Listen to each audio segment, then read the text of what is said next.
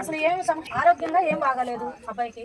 అబ్బాయికా ఏం బాగోలేదంటే బాగా లివర్లని దగ్గులోనే వచ్చింది.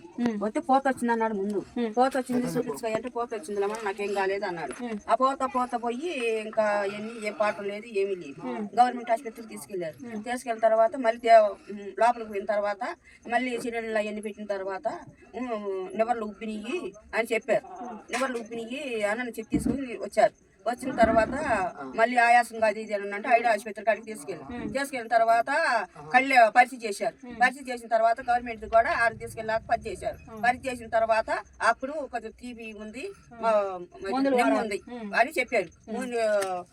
టీబీ కూడా కొద్దిగా ముదిరింది, నెమ్ము కూడా ముదిరిపోయింది, ఏది చెప్పలేము, తినలేకపోతున్నాం, ఏమి వెళ్తలేదు. ఏది తిన్నా కూడా ముక్కులో కూడా వచ్చేస్తుంది. ఆ ముక్కులో కూడా వచ్చేస్తుంది. ఏం పాటలు లేదు. ఏదన్నా తిన్నా కూడా పాటల ముక్కులో కూడా వచ్చేస్తుంది. ఏదన్నా సాయం కొద్దిగా వాళ్ళ ఏదన్నా సాయం చేసినా బిడ్డ నేను బయటకించుకుంటాను. అది నా సమస్యలు అయ్యా. ఇప్పుడు ఈ అమ్మ చెప్పింది మీకు అర్థమైందండి. తమ్ముడికి లివరు ఇన్ఫెక్షన్ ఉంది. ఈ తినేది జీర్ణమైన పేగు మూసుకుపోయింది. ఆ తమ్ముడికి ఏ ఆహారం కూడా అరస్పూను వాటర్ కూడా తమ్ముడికి కడుపులోకి అనేది లేదు. జీర్ణం పేగు కూడా మూసుకుపోయిందని చెప్పారంట డాక్టర్లు.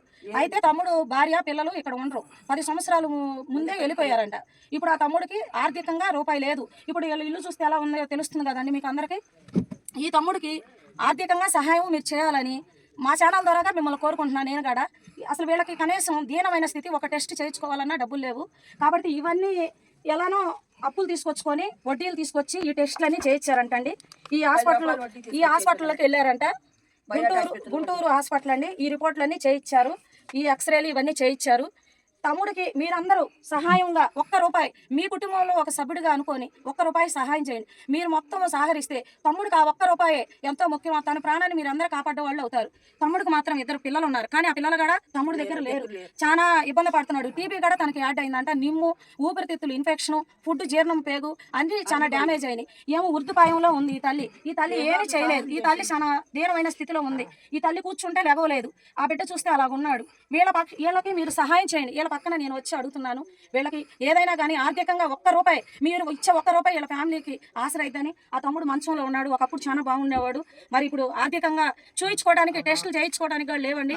మీరు ధైర్యం కలిసి మీ కుటుంబం సభ్యుడు అనుకొని ₹1 అండి, మన పిల్లలకు మనం ఎంతో ఖర్చు పెడతాం. ₹1 ఆ బిడ్డకు మీరు సహాయం చేస్తే ఆ ఆర్థికం నుంచి ఆ టెస్టులకి ప్రతి రిపోర్ట్కి మీరు సహాయపడ్డోళ్ళు అవుతారు. వాళ్ళు మిమ్మల్ని ఎప్పటికీ మర్చిపోరు, జీవితంలో గుర్తుపెట్టుకుంటారు. నేను కూడా మా ఛానల్ నుంచి రిక్వెస్ట్గా అడుగుతున్నాను, సహాయం చేయండి. ఒక ప్రాణాన్ని మీరు అందరూ కాపాడేవాళ్ళు అవుతారు. తమ్ముడు అండి, నేను చెప్పా కదా నాగరాజు తమ్ముడు పేరు. తమ్ముడు చూడండి ఎలా అయిపోయాడు.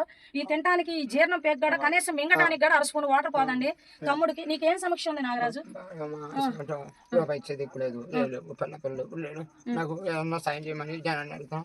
అదే దాని ఇస్తే వాళ్ళతో పాటు కొంచెం కోరుకుంటాం. నువ్వేం వెళ్ళకపోతున్నావు అక్కడ చూసి చెప్పు. మామూలు కాదు మనుషులు కనీసం